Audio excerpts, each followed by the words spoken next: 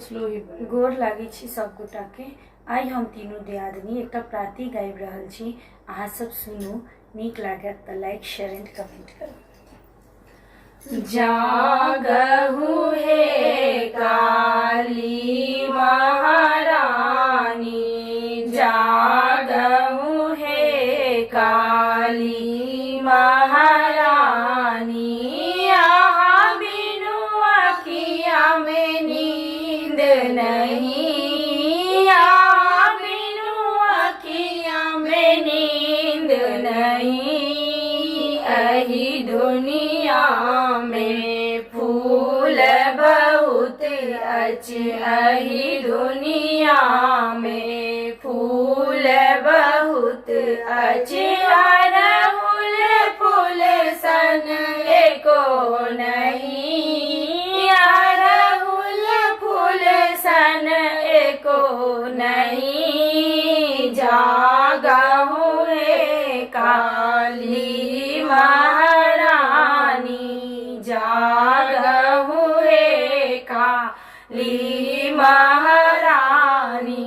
यहाँ बिनु अखिया में नींद नहीं, यहाँ बिनु अखिया में नींद नहीं, अही दुनिया में जल बहुत अच्छी, अही दुनिया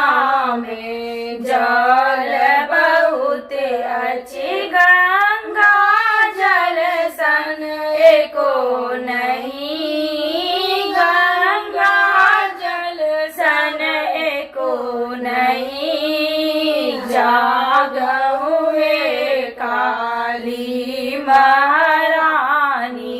जागहु हे काली महारानी, यहाँ बिनु अखिया में नींद नहीं, यहाँ बिनु अखिया में नींद नहीं, अही दुनिया में फल बहुत अच्छे, अही दुनिया में फल बहुत अच्छे, नारियल फल सन एको नहीं, नारियल फल सन एको नहीं, जागहु हे काली महारानी, जागहु हे काली